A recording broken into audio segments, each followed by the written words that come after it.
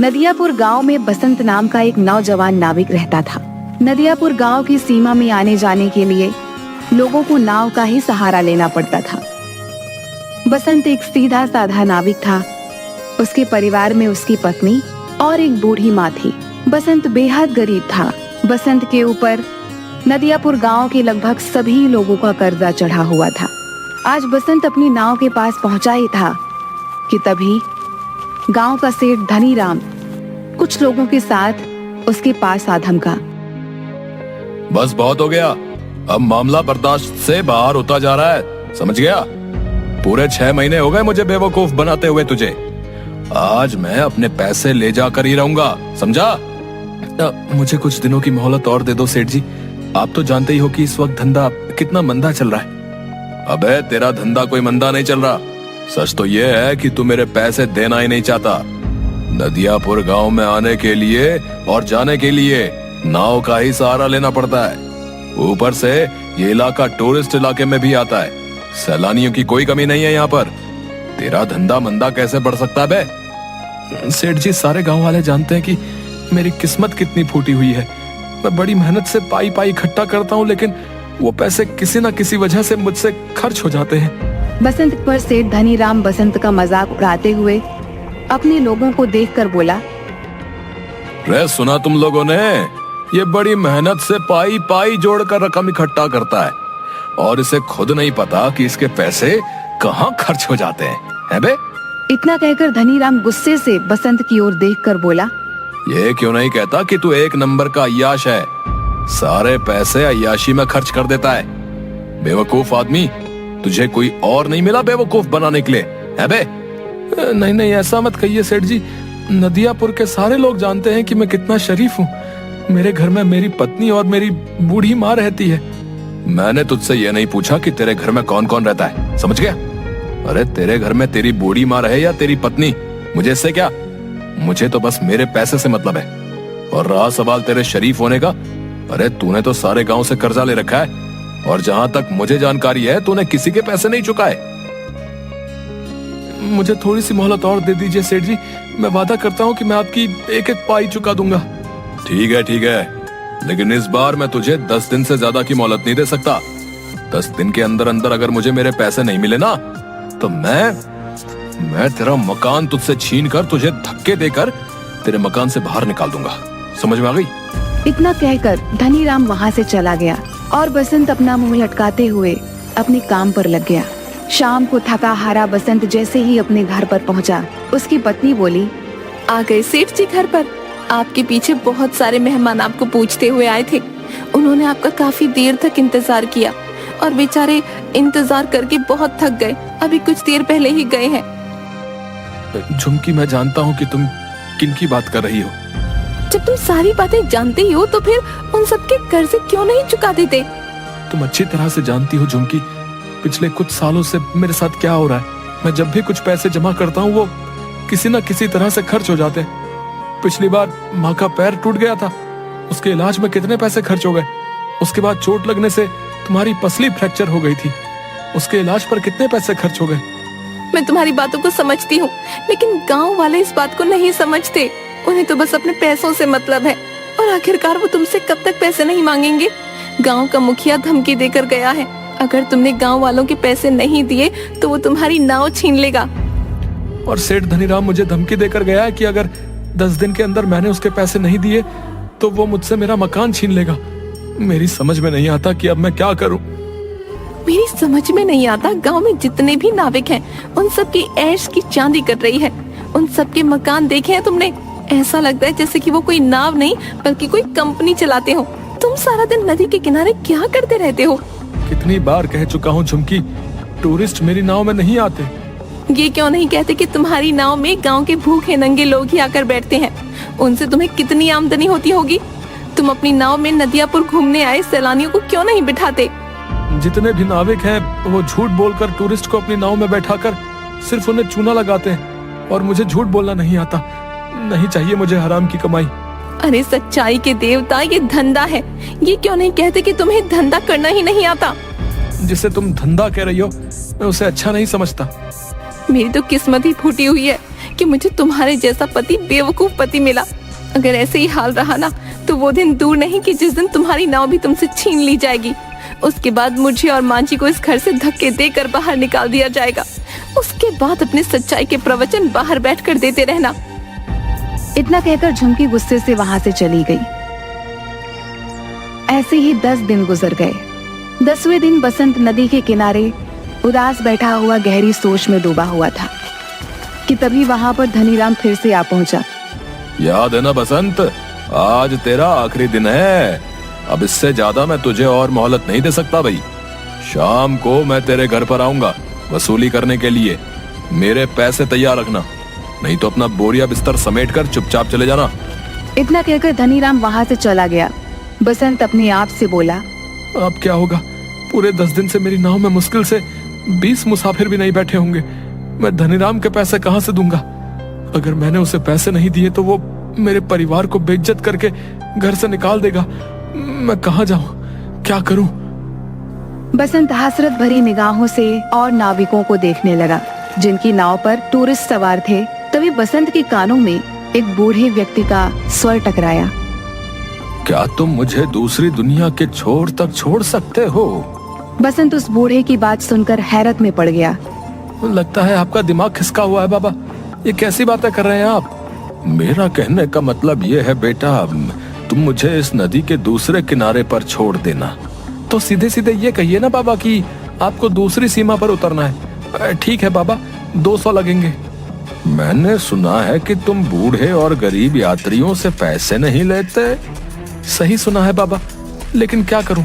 लगता है मुझे अपने नियम और कायदे अब बदलने पड़ेंगे। चाहे कितनी भी मुसीबत क्यों ना आ जाए, अपने उसूल इंसान को कभी नहीं बदलने चाहिए।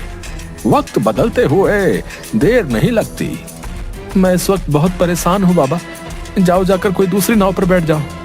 लेकिन मुझे तो सिर्फ तुम्हारी ही नाव पर बैठना है, पर मेरे पास पैसे नहीं है तुम्हें देने के लिए। अगर तुम मुझे वहां तक छोड़ दोगे तो मैं तुम्हारा एहसानमंद रहूंगा। मेरी पत्नी वहां पर इंतजार कर रही है। बूढ़े की बात सुनकर बसंत को बूढ़े के ऊपर तरस आ गया था। ठीक है बाबा, मैं तुम्हारा दिल नहीं तोड़ूंगा। आइए बैठिए, जहाँ आपको जाना है मैं आपको वहाँ छोड़ दूंगा, ठीक है? बसंत की बात सुनकर वह बूढ़ा रहस्यमयी अंदाज में मुस्कुराते हुए बसंत की नाव में बैठ गया। बसंत की नाव नदी के बीच में पहुंची ही थी कि तभी वो बूढ़ा बसंत से बोला, बस मुझे यहीं तक छोड़ दो। बाबा पागल हो गए हो क्या? यहाँ पर तो सिवाय पानी के अलावा कुछ भी नहीं है। जो मुझे नजर आ रहा है वो तुम्हें नजर नहीं आएगा बेटा। तुम नाव यहीं रोक दो, मैं यहीं उतर जाऊंगा। बाबा तुम डूब जाओगे, पानी बहुत गहरा है। मगर बूढ़े ने बसंत की बात नहीं सुनी और नदी में कूद गया। यह देखकर बसंत बुरी तरीके से घबरा गया और बड़बड़ाता हुआ बोला, अरे कहाँ फंस गया मैं? अगर ये बूढ़ा मर गया तो इसकी मौत का इल्जाम भी मेरे ऊपर लगेगा। सभी लोगों ने इस बूढ़े को मेरी नाव में सवार होते हुए देखा है। अब क्या करूं? लगता है मुझे भी नदी में कूदना ही पड़ेगा। इतना कहकर बसंत ने नदी में छलांग लगा दी। मगर उसने जैसे ही नदी में छलांग लगाई, उसने अपने आप को एक बेहद सुंदर जंगल के बीच बहुत छोटे से तालाब में खड़ा हुआ पाया। बसंत तुरंत उस तालाब से निकलकर उस जंगल की ओर देखने लगा। तभी उसके कानों में एक भारी आवाज टकराई। बेटा मेरी शाख थोड़ी सी झुक रही है, इसे थोड़ा सा सीधा कर दो, मुझे दर्द हो रहा है। बसंत ने देखा कि वो जिस पेड़ के नीचे खड़ा था, बसंत से वही पेड़ बोला था। बसंत डर गया। डरो मत, अगर तुम मेरा ये काम करोगे तो मैं तुम्हें आगे का रास्ता बता दूंगा। बसंत ने डरते डरते उस पेड़ की शाख ऊंची कर दी। तभी अचानक बसंत के सामने एक बेहद सुंदर सोने की सड़क बन गई। घबराओ मत, तुमने मेरी मदद की है, इस वजह से ही तुम्हारे लिए ये सोने की सड़क मैंने बना दी है। तुम यहाँ से सीधे राजमहल तक पहुंच जाओगे। लेकिन ये कौन सी जगह भाई? कुछ देर बाद तुम्हें पता लग जाएगा। तुम जिस रास्ते से यहाँ पर आए हो वो रास्ता सिर्फ शाही लोगों के लिए खुलता है। तुम जरूर कोई खास हो। कुछ दूर चलकर बसंत की नजर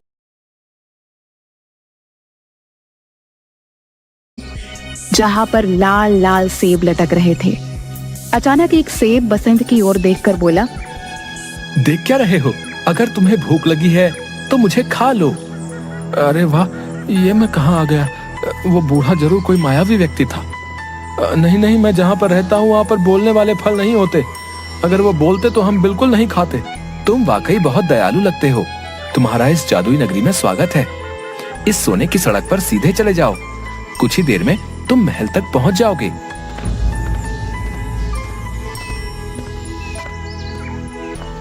कुछ ही देर में बसंत एक आलीशान महल के सामने पहुंच गया। तभी उसके कंधे पर पीछे से किसी ने हाथ रखा। बसंत ने देखा तो सामने वही बूढ़ा खड़ा उसे देखकर मुस्कुरा रहा था। कौन हो तुम और ये कौन सी जगह है? अचानक वह बूढ़ा एक बेहद सुंदर राजकुमार में तब्दील हो गया। ये सारा का सारा राज्य मेरा है। तुम पृथ्वी पर नहीं बल्कि दूसरी एक जादुई दुनिया में हो। दूसरी दुनिया में? मैं कुछ समझा नहीं। दरअसल नदियापुर गांव की नदी के बीच एक दूसरी जादुई दुनिया का द्वार खुलता है। ये एक जादू की दुनिया है। तुम्हारा महल तो बिल्कुल सोने का मालूम होता है। यहाँ के दरवाजे, यहाँ तक कि सैनिक भी सोने के ही मालूम होते हैं। सोने के मालूम नहीं होते, ये सोने के ही हैं। मैं तुम्हें बहुत दिनों से नाव में बैठा हुआ उदास देख रहा था।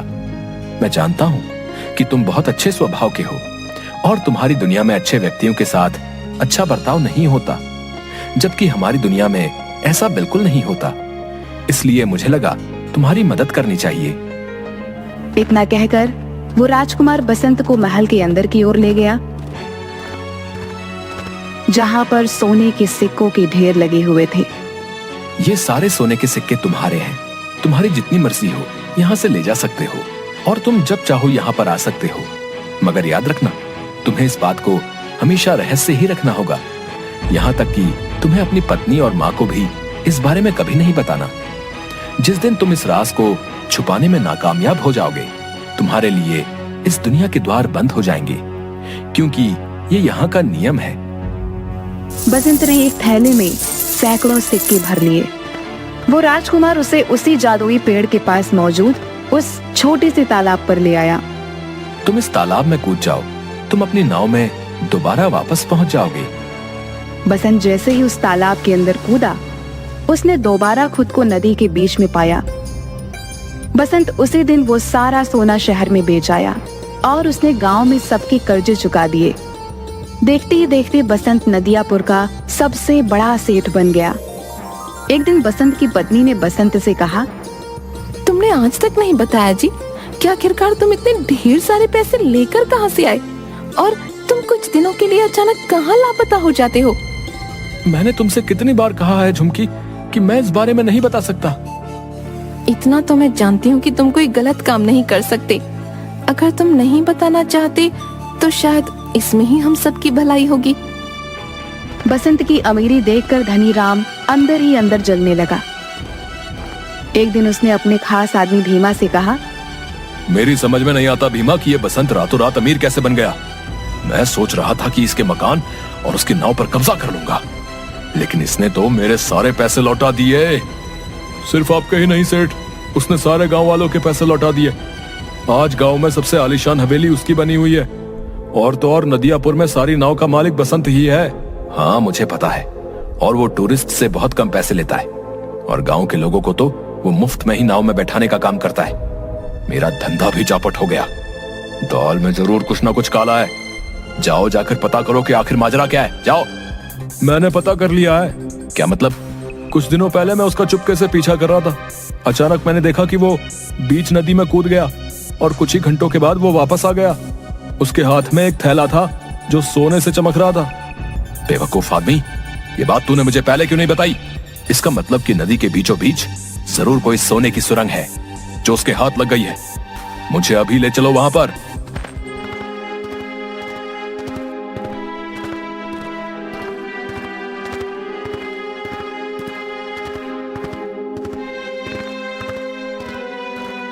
कुछ ही देर में सिर्फ धनी राम और भीमा नदी के बीच पहुंच गए।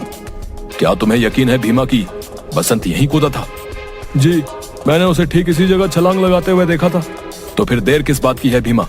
चलो अब हम दोनों साथ साथ कूदकर उस सोने की सुरंग में पहुंच जाते हैं और सारा का सारा सोना आज ही निकाल लेते हैं।